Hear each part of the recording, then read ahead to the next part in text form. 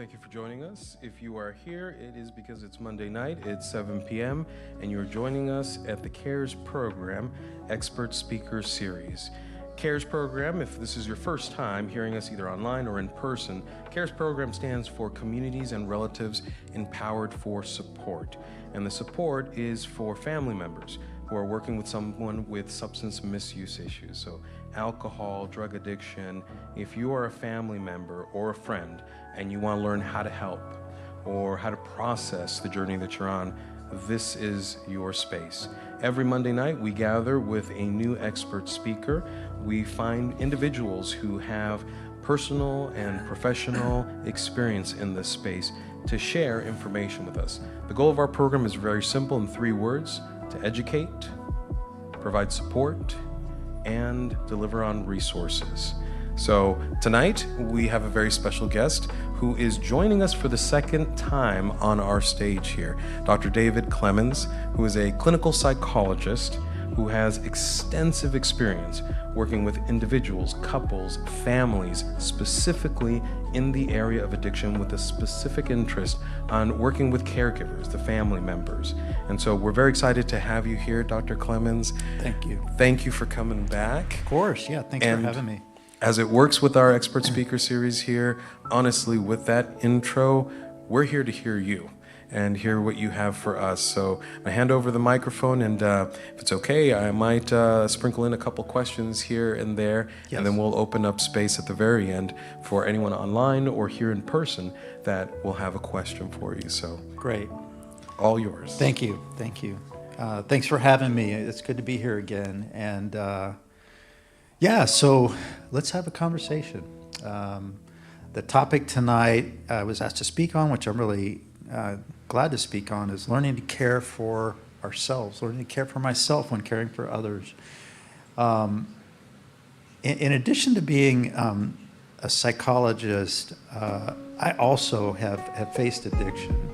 And I share this with you because I think it gives me a particular take on things that can be helpful.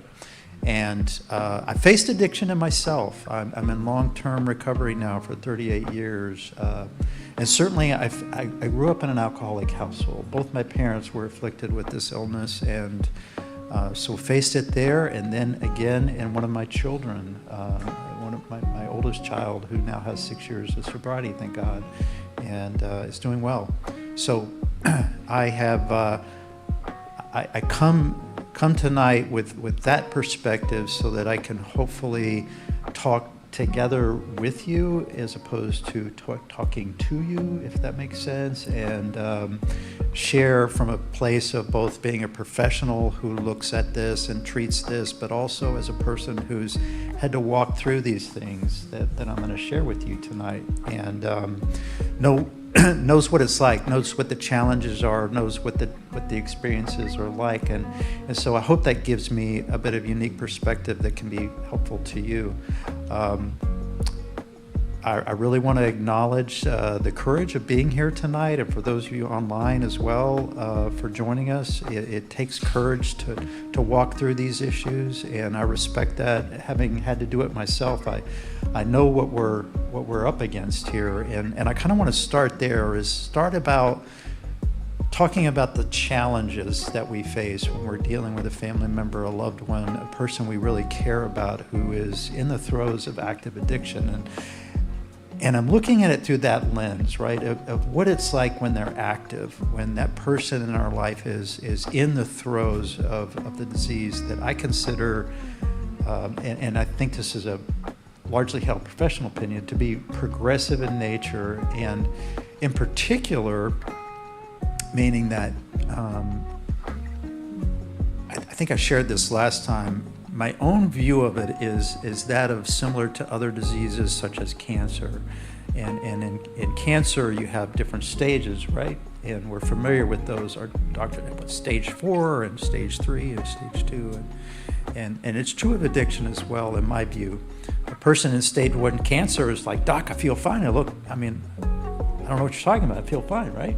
"Yeah, but you have cancer. And we caught it early, and that's good, but we're going to need to do these things that aren't going to be pleasant, that you wouldn't do if you didn't have it, but if you have it, you may need to do.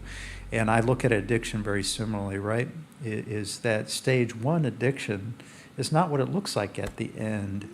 And stage 2 is different. Stage 3 is different. It progresses through a series of stages. And those of you who are dealing with that or who have dealt with that, you know what I mean if it goes on. Sometimes it progresses quickly for some people have a rapidly aggressive cancer. Some people have rapidly aggressive addictions, right? Other times it smolders, it lingers, it grows over time. So that's a view of mine that I'll be coming from and talking about this. The challenges that I really want to, the two challenges areas that I want to speak on are the emotional impacts and what I call the paradox of caregiving. So let's start with the emotional impact.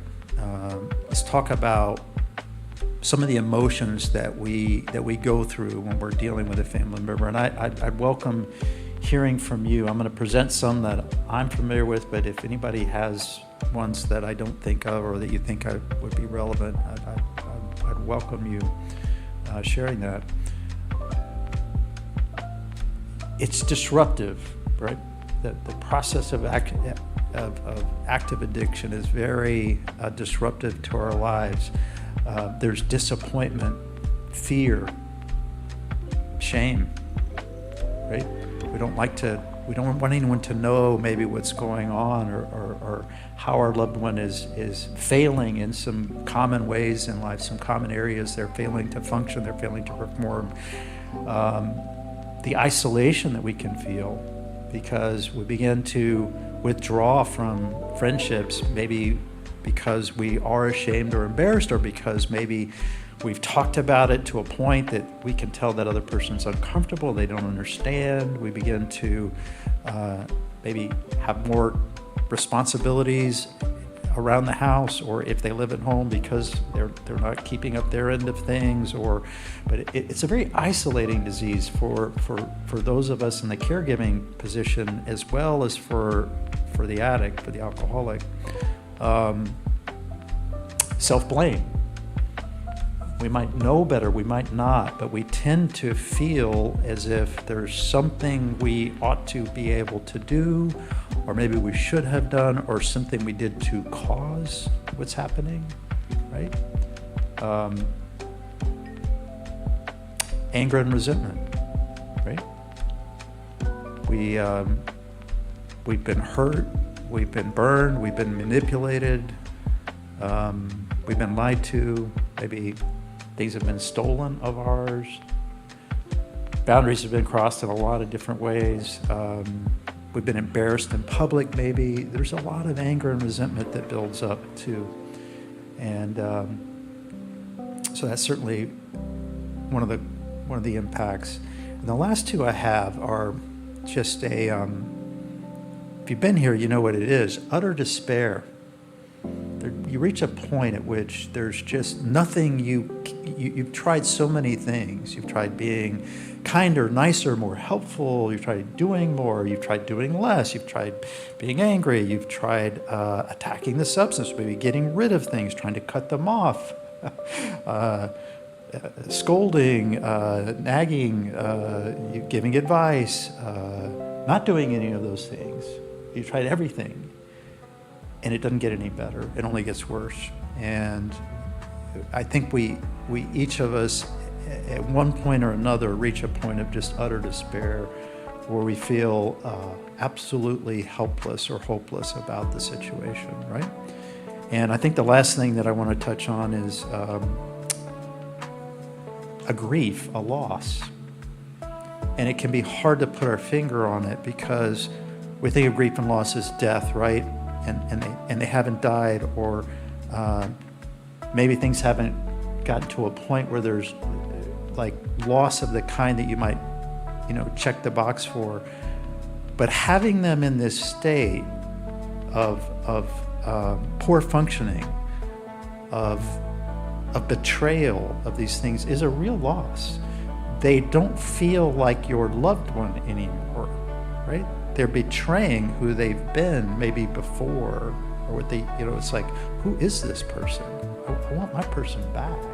So there can be a grief and a loss that's in there that we experience, and we don't know what to do with, and we don't know how to process, and we might tell ourselves, well, I shouldn't be feeling this way because they're still here, they're still okay, this kind of thing. So those are the main emotional impacts I think of. Do you guys have any that maybe I haven't thought of, or have any questions or comments on those? And this is a space too that we can walk around the microphone. So as we go throughout this is something that we're doing differently here too. So if you have questions throughout, please feel free to jump in. But something that struck me as you were sharing, the grief and loss, that last part, the idea that what we had envisioned for our loved one. And sometimes people will describe that it took me a long time to realize how bad it was, because I thought maybe it was because of this person or this thing, or if I changed this circumstance, then this person would come back to me, whether it's a child or a parent. And so when people are in that long-term grieving process, in your work with the pain that happens, is there a quick fix? Or No. But I think, a lot of times what our grief needs is good care, right? We can learn how to become a good steward of our own grief, to be able to talk about it, acknowledge it, begin to address it, because it's the kind of loss that you would think of in terms of like being in limbo, right? There's this uncertainty, but certainly the personality of the person has usually changed, right, to a significant degree. And just to put it feels better just to own and know that that is a loss, and to have it validated and acknowledged, right? It helps us bring the kind of self-care to our own grief that takes time. It's not going to happen overnight, and as it is an ongoing situation, it's a little more complicated, right? There's a concept that comes up in a lot of recovery circles where they talk about acknowledging this powerlessness. Yes. And for family members that are trying, it's like there's got to be some space. There's got to be something I can do. And yet that feeling of what you talked about, utter despair, when there really is nothing that we're doing that is working and successful. How do you speak to someone that is in the midst of that grief and feeling utter despair and feeling that powerlessness? How do they make it through the night and make it to the next day? Right. Well, usually I find it takes it's what I'll call the power of connection with other people who have been there or who are going through such a thing. Sometimes that might be a therapist or a professional that you're seeing. Sometimes it might be, a support group that you're involved in, to give you a way to better understand that acknowledgement of powerlessness is paradoxically empowering, because then we stop doing the things that aren't working by actually looking to see. There's always going to be that human impulse to do things. That for people, the more you care about somebody, the more you're going to want to do something. The evidence, though, is based in our own experience. We have the data to look back and see, how is that working? And when it's not working, then it helps us. And through hearing other people, we can hear in them, oh, I can see how it's not working, and I would advise them to not do those things. We begin to maybe be able to apply that to ourselves. We also can support each other in our grief. But there usually needs to be some kind of relational aspect to that, in my experience, to really do those kind of things. Yeah. And that's a powerful concept of connecting with people. And I wrote this down: the power of connection with someone that's been through this. Mm-hmm. Because you also reference that sometimes relationships change, mm-hmm. and that the grief, the feeling of isolation, that things have not improved. Yeah. And is that common, that what used to be normal relationships start to fade or change, and how do you struggle with that grief too, of losing what was normal all around you? Yeah, right. Similarly, by having places and people in your life where there can be that understanding, where you feel like you can talk about things, because a lot of times that isolation is born out of the fact that there's still a lot of misunderstanding around addiction in our world, right? People don't fully, if they haven't been, it's really hard to understand if you haven't been through it. It really, I mean, honestly, I think it really is. With all compassion for people that might be our friends or extended family members, they can't really know what it's like. And so there can be a disconnect that occurs just from that. So it's even more imperative in that regard that we begin to form connections with people who can support us, who do understand, who we feel like we can talk openly with, and it's not burdensome or confusing or frightening for them, because they're like, yeah, me too. You know, it's like there's that common experience, and that's powerful. Yeah. Now, I don't want to jump too far ahead, Yeah. but I can't help myself. There's a lingering question I have with what does the caregiver do with maybe the family that's out there that doesn't understand it, isn't going through that addiction, was a part of their life at one point. What is the person that's isolated and struggling? What can they say to them, or should they Say again that what is I missed it. But what's very isolating for a lot of family members Yep. sometimes is the loss Yes. of those relationships that may have faded or don't know how to support, Okay. may feel overwhelmed themselves. So what is the caregiver who's now feeling isolated, trying to find people that understand? What do they do to communicate with that extended family member, or those that were once a part of that network? Is there any way of repairing those relationships, or what can they do? Well, it depends. I think when they start to get the support elsewhere and start to feel better again, there's less pressure on those relationships to be more than maybe they can be, and so you can start connecting with people in a more the way you used to present, the way you used to relate, right? Because you can share in good times and you can show up for holiday events, and there's not this lingering feeling of all this stuff I can't talk about because I'm talking about it elsewhere. I'm getting the support that I need, and so I can go to Thanksgiving with people who we can't really talk about that, but we can still share our memories together. We can still share other things. So it makes us more, I think, available to them in the way that maybe feels more comfortable to both of us, or things of that nature. Yeah. Okay. Yeah. Well, you also spoke about two things, not only the emotional impact, but also the paradox of caregiving. Yeah. Tell us a little bit about what that means. Sure. It's when our well-meaning actions, right? Caregiving, support, leniency can exacerbate the problem. We've all been there. If you're dealing with addiction, these natural instincts that we all have that make sense when somebody's not in active addiction. You do those things for people that are well, they get better. You know, they metaphorically fall down, you help them back up. You do this is the normal thing that we deal with in life. And this insidious disease has a way of turning that paradoxically into part of the problem. And this is where we all get caught, right? And I don't know of anyone, including myself, you know, right? I've been in this profession for a long time. I was certainly teaching and treating this way before my son became involved in the disease, right? Didn't matter. You know, that instinct, that fatherly instinct to do for, to help, to guide, to love, it starts working against their recovery. And so that's a complication that I think is just really worthy of acknowledging. And then I'll talk about in here when we talk about these strategies for what to do that I'll move into next. Yeah. That's perfect. Okay. So, and by the way, people nodding your heads because we've all been there, right, with this paradox of care. Yeah.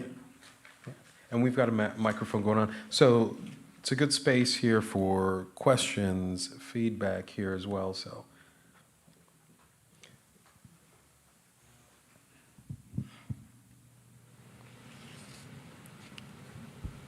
I can't believe I said that.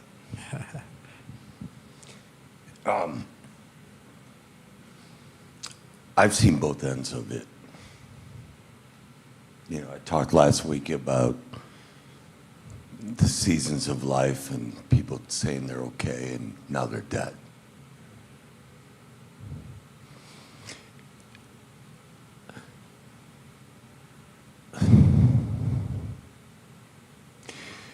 I would suggest, and I have no scientific fact behind it, that 98% of everybody who's going through an addiction wants to be better.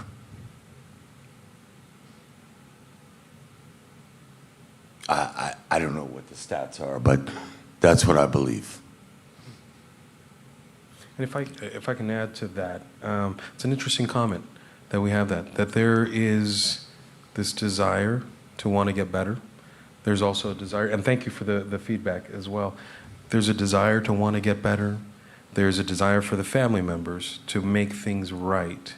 And what I'm hearing here is that sometimes that desire to want to help kind of pushes things in a direction that, what is it that people say? It's like when you're in a hole, you quit digging, right? But we keep going in the same direction. Mm-hmm. So is that more or less what we're talking about? Yeah, I'm talking about situations where, because I don't disagree with you, that inside the person absolutely wants to get better. I believe that. Yet in their disease, I want to get better. Yeah. Mm-hmm. And yet in the disease, they will find themselves doing things that aren't in alignment with getting better, right? And that's the paradox of their own situation. And what happens with the caregiving sometimes, like I'll talk about one here in a moment, like with finances, right? A family member might say, well, I'm not going to give them money because I know better than that, but I'm going to pay their electricity bill this month. I'm going to do some other things that I can do.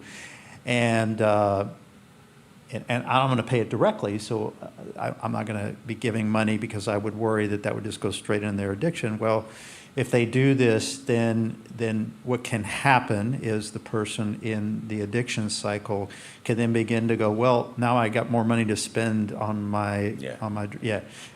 It's not that they don't want to get better; they're caught. They're in the disease, and they don't mean to continue to, but. So it's this family member situation where you've been, let's say, in that situation, doing that, paying these bills directly, and the person continues to devolve, and so that paradox that we feel on this side of things, where it's like, wow, I'm doing all of this, and it's not getting better, it's getting worse. And so just acknowledging that that's one of the difficulties of being a family member is dealing with the fact that sometimes the things that we would do can fuel the fire, so to speak, add gasoline to the fire. I've seen that too. I've seen that too. Yeah. I just, I've disrupted this meeting before because, am I okay? We spend a lot of time in these. I've come here for, I think, 5 Mondays in a row now. And I enjoy hearing the two sides of it. But I think there's a lot of people out there who want to hear it from the other side. We're talking a lot about the people that are caregivers. And that's fantastic. But I will bet you that there's a lot of people in this church who have issues. And it could be eating, it could be smoking, it could be drinking, it could be drugs, it could be whatever.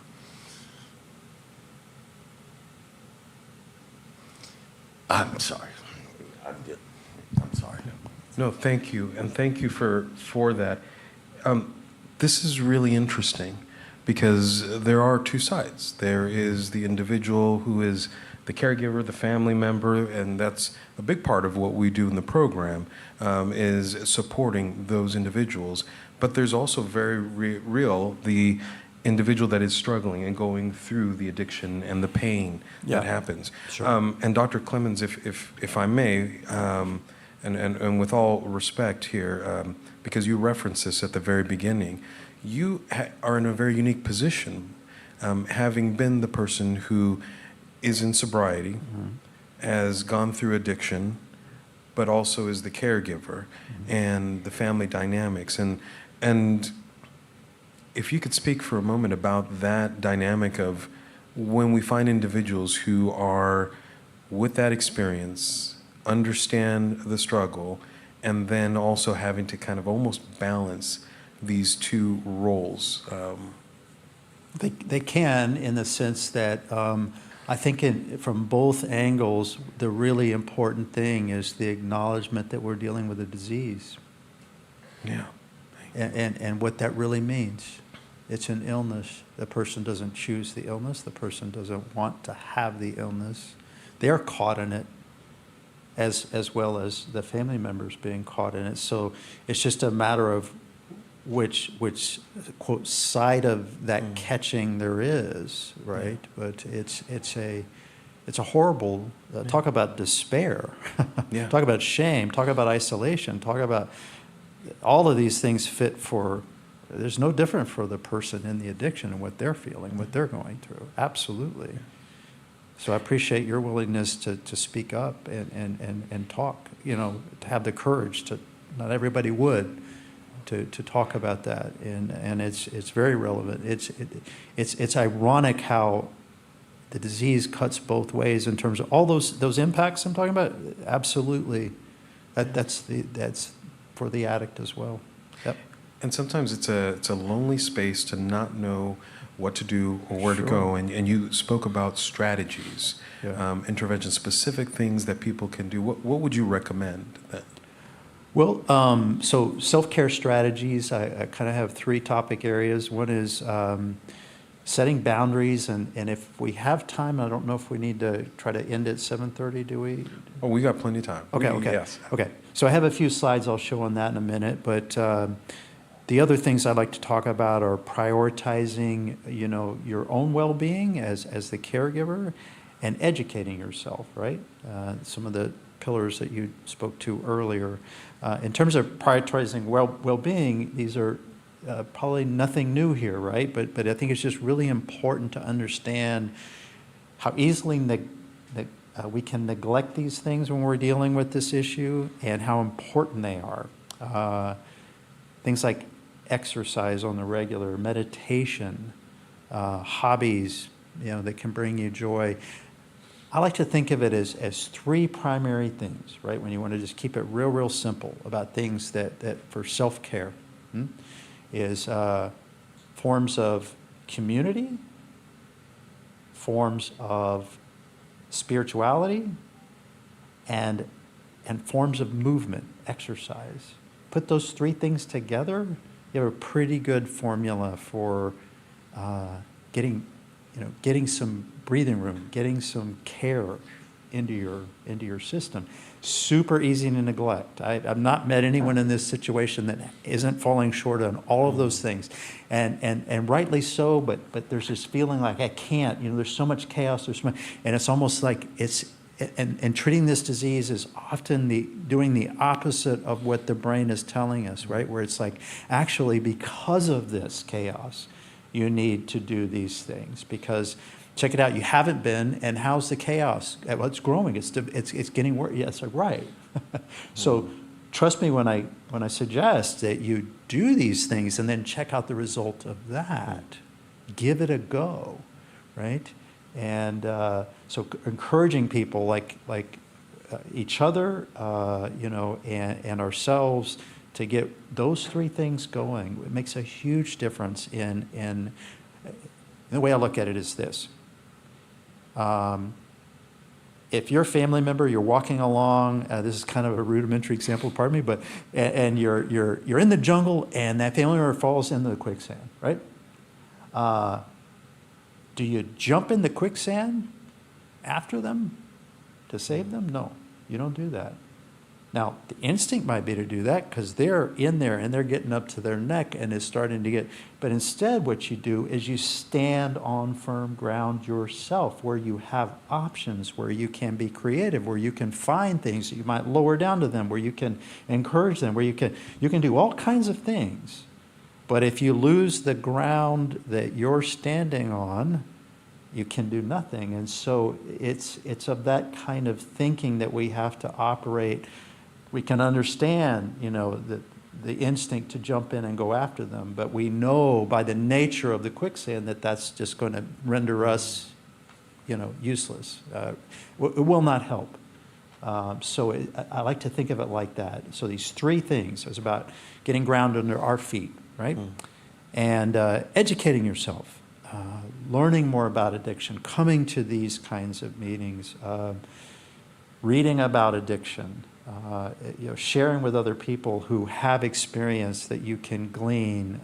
These kinds of things promote, like we were talking earlier, an understanding of this, what it really means. We can say we understand what it means that this is a disease, but really, really getting an understanding of what exactly that means, because then that informs us of options and choices that we have for.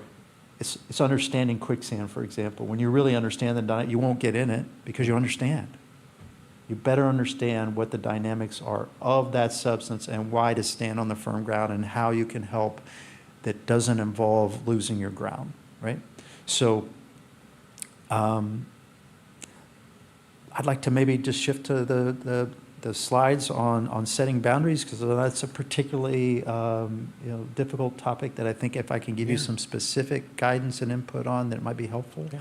And for our audience here, we're going to have these slides projected.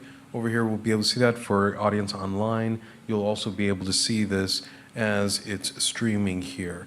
So, and this is really helpful for us in terms of boundaries, because we're often seeking advice on what is the appropriate way to be able to manage working with our loved ones and handling those scenarios. So we're going to pull up that first slide and see if that goes through.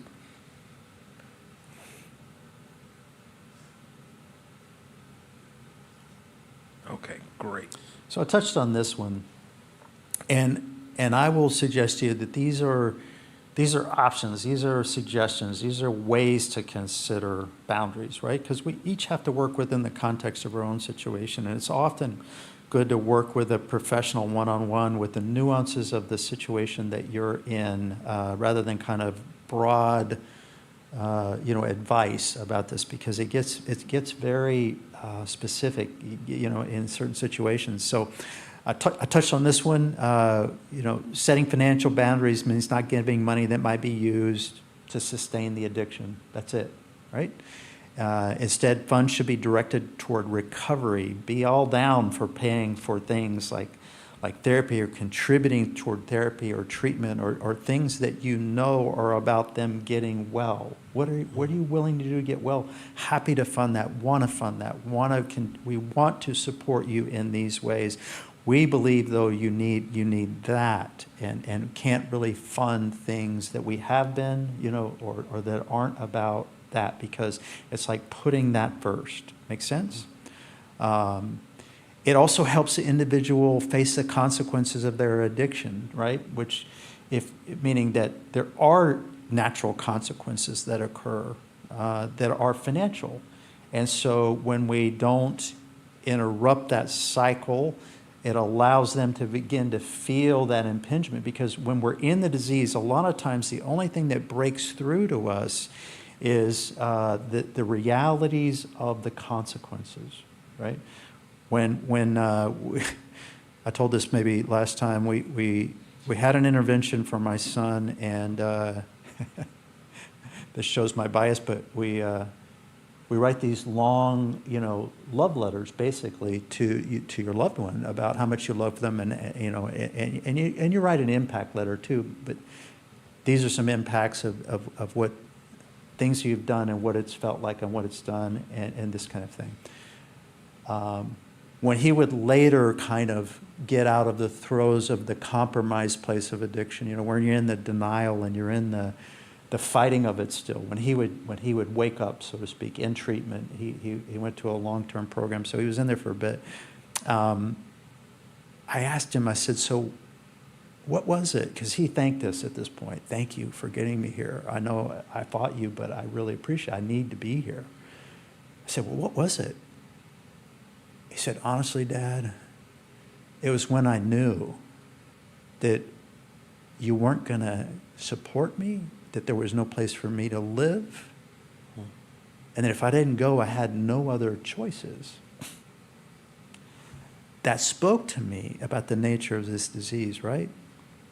His brain was in that place to where the disease is fighting so hard to survive that it's like it came down to that choice of, I got nowhere else to go if I don't do this. So that's what made him agree, and that was the key to him staying, getting well.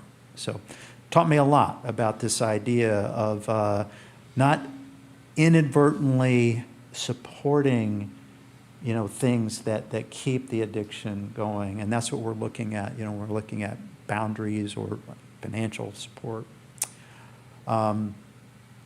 Next, these are examples of communication boundaries.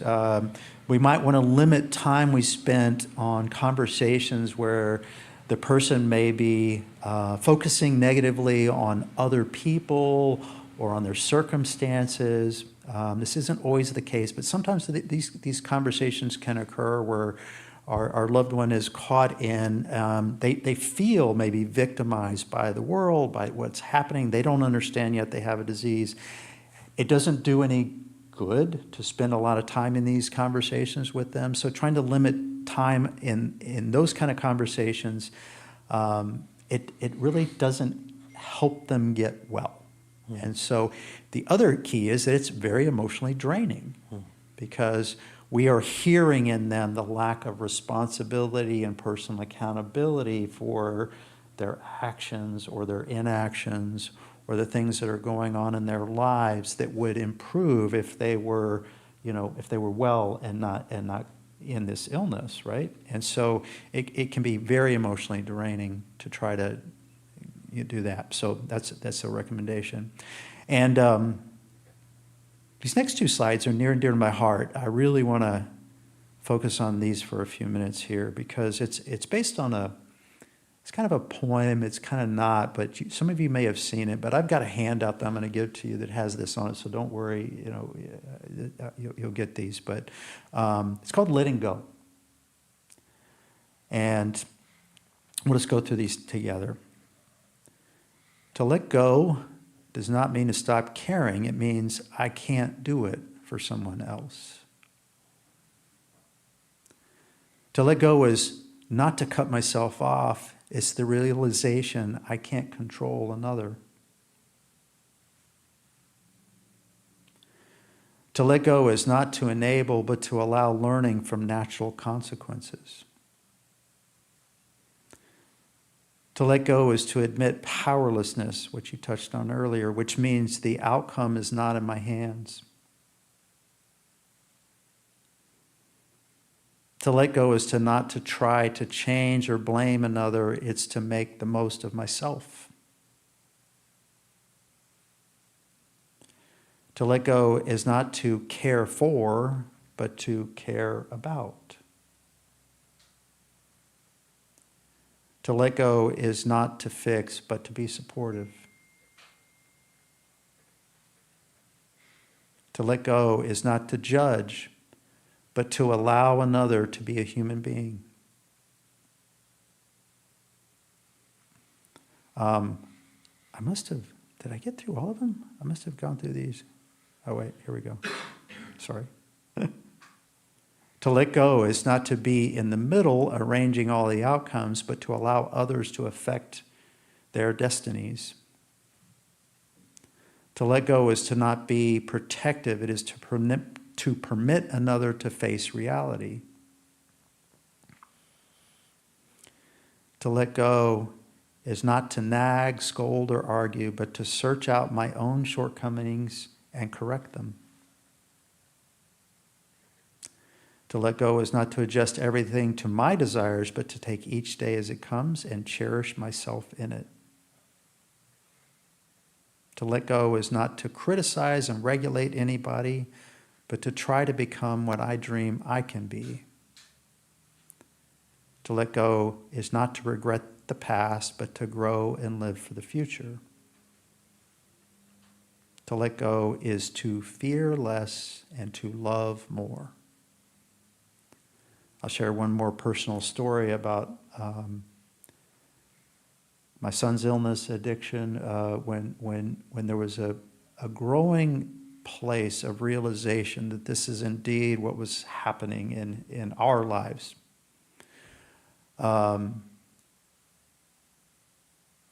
There was a form of despair followed by a good thing. And that's often what happens. Despair, that's why I'm so encouraging of you sharing the way you are, because despair precedes change sometimes.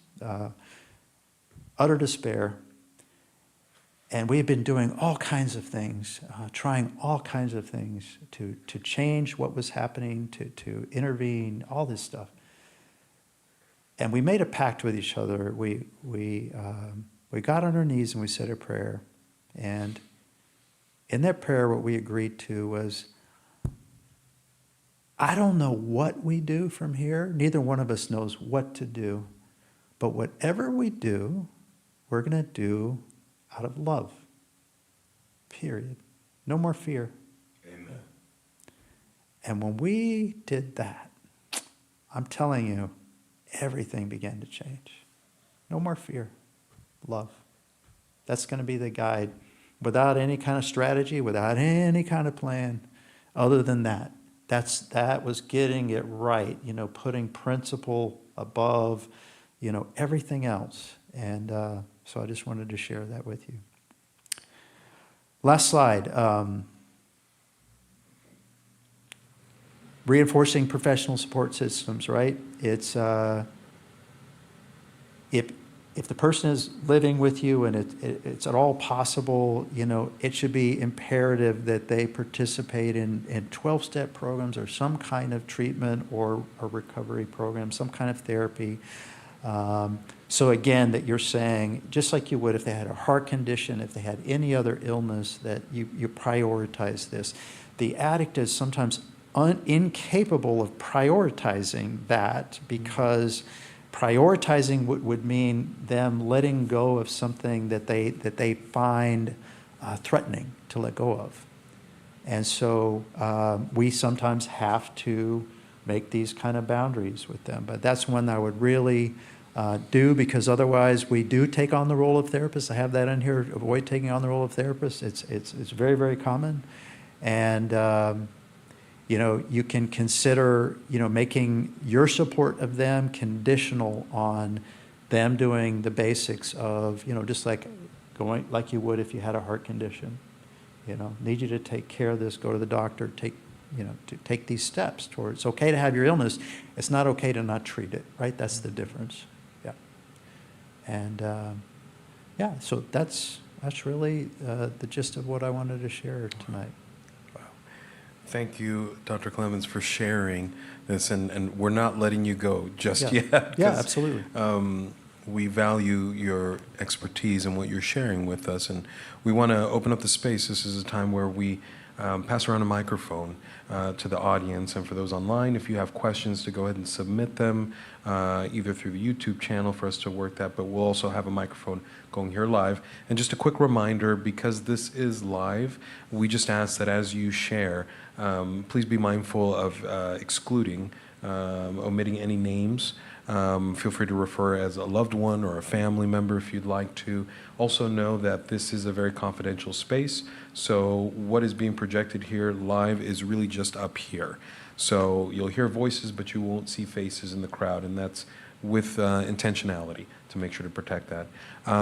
As we get our first question here, and please feel free to raise your hand, and we've got it ready to go. It was very insightful. Thank you. You're welcome. Especially Thank coming you. from the other side of the spectrum.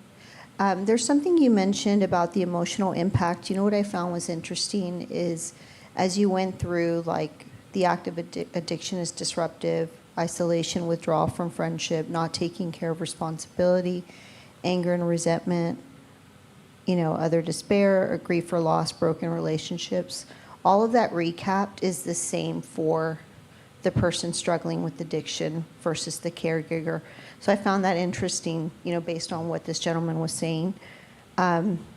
You asked if there was something that was not on that list, and what comes to mind for me was, as a Christian, you're supposed to put your spouse first before yourself, and I find it that it's difficult, and as a spouse, where you questioned if you are truly putting your spouse first versus setting healthy boundaries. Yeah. And for me as a wife, I want my husband to protect me emotionally, spiritually, mentally, physically, and you start to question, are you truly following what God wants in your life by really not putting that person first?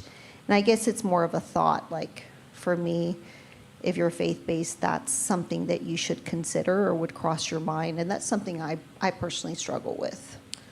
Yeah, meaning not putting them first because of... I guess not putting all of your trust in this person, that they're going to lead you and your family, and you're not setting those healthy boundaries. So for me, it's like a catch-22. And it's like, how do you decipher, between that? It's really hard, because, and that's where I think sitting with someone one-on-one and getting the nuances and details of your situation out can help with that, along with, because it's complicated. Honestly, it really, really is.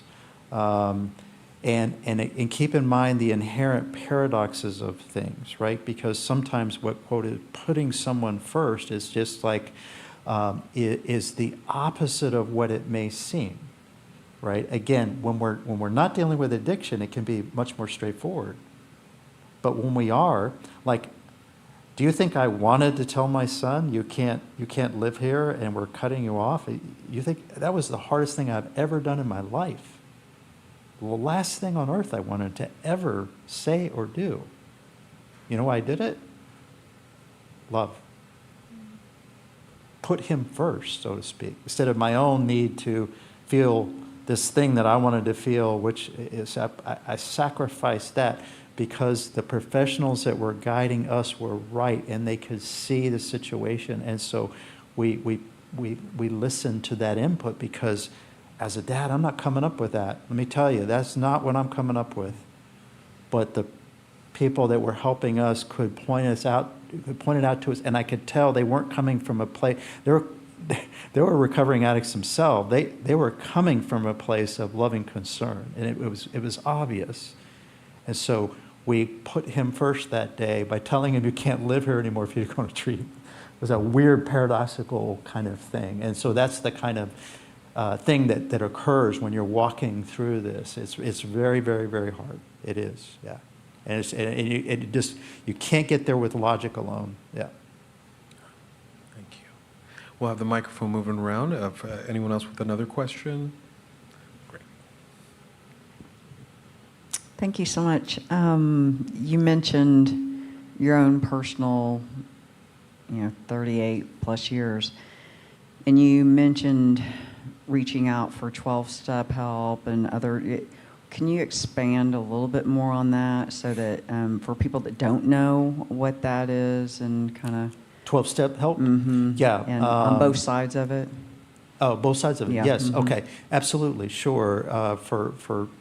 For the addict alcoholic, right? There's the various 12-step programs such as Alcoholics Anonymous, Narcotics Anonymous, Cocaine Anonymous, various forms of programs that meet on the regular, that have community, that focus on practicing the 12 steps, on helping each other, supporting each other, getting sober, staying sober, and then recovering, which is probably the most important part about getting well after substances have stopped. And the other side of that are the support groups for family members, such as Al-Anon, Alateen, Codependence Anonymous, and I don't know if there's others that I'm not thinking of, but those are the primary ones that I know that are support, 12-step oriented support groups for friends and family members of people who are struggling with addiction that do the same. They provide this context of a community of people that are experiencing or have experienced this addiction disease from that side of things.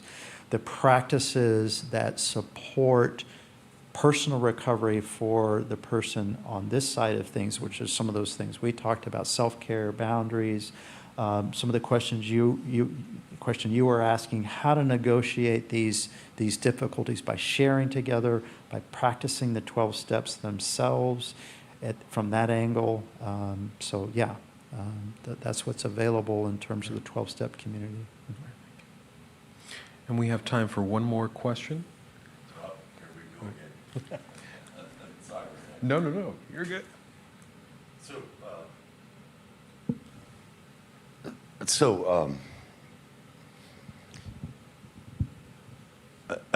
Again, I've been coming to these meetings trying to understand both sides, right?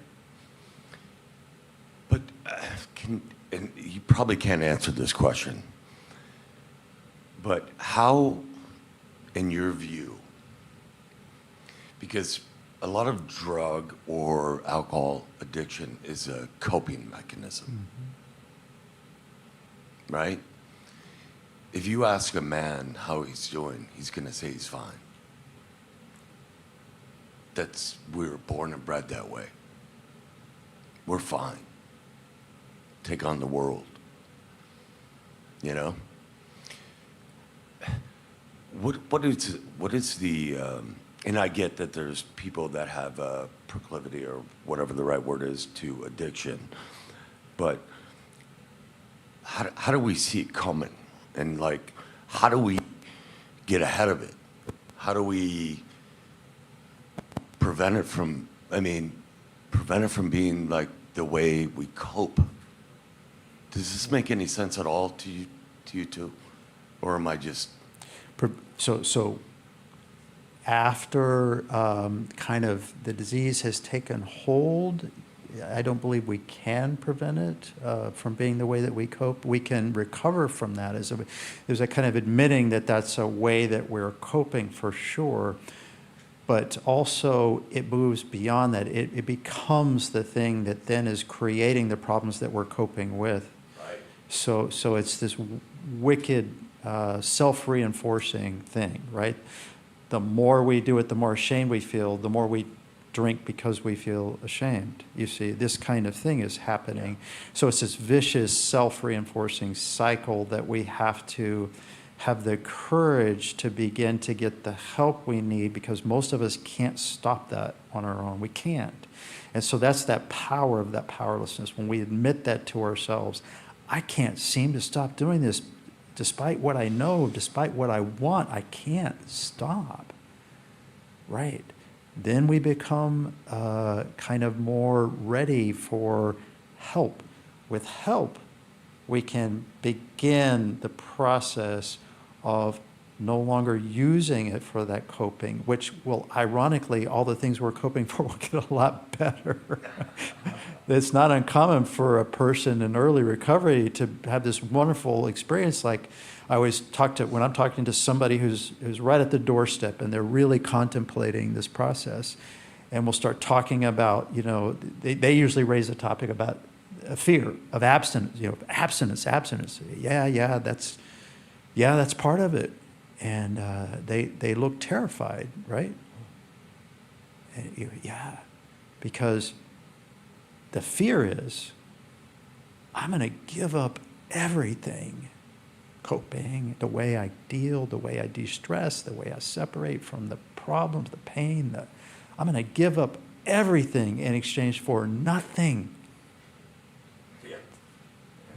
And there's no getting around that. But quickly, those who hang in there, those who maybe give it a go, find out for themselves. I said, we'll be sitting here I said, in a few months from now, I will be laughing because you'll be telling me how you gave up nothing in exchange for everything. But it's not going to feel like that when you take the leap. The leap is going to feel like you're for certain death. That's what it feels like. And that's why it usually takes help, because our instincts won't let us do that. Our instincts, that's why we can't quit. Our instincts won't let us. The disease wraps itself around our instincts and holds them hostage. We are like a hostage in there. And so we need that help so that we might have a chance at taking that leap and discovering for ourselves maybe what these other people have found, that I gave up nothing actually. And I got the world back. I got my life back. I got my dignity back. I got my family back. I got, all of these things come back to me. I have peace of mind for the first time in years, this kind of thing. So, good question. Right. Thank you. Yeah. Well, with that, we're going to close up the evening here, but just know we're not quite leaving. So if you do have a question or you need additional support, we're here to be able to check in, to chat, to connect, to provide that support and resource there. And for those online, we encourage you, thank you for taking time to spend with us. Know that we are here every Monday night. We'll be here next Monday as well with a new speaker as we continue and have the final talk on being a caregiver and how to take care of yourself before we transition to our next theme. So keep up to date with our social media. We're on Facebook, Instagram, LinkedIn. Also, our YouTube channel is a space where you can go to watch more of these videos. So we encourage you to subscribe, hit like, all the things that the generation does now with social media. But we want to get the word out that this is something very special, that this is a space where it is safe to ask questions of an expert, people who have walked through this life. And that is the intent of this program. So please do continue to join us. And with that said, if, again, this is your first time either online or in person joining us, this is your community. We mean this to be safe. We just want to say, welcome home. We'll be here next week. Thank you so much for taking time to be here with us. Have a good night.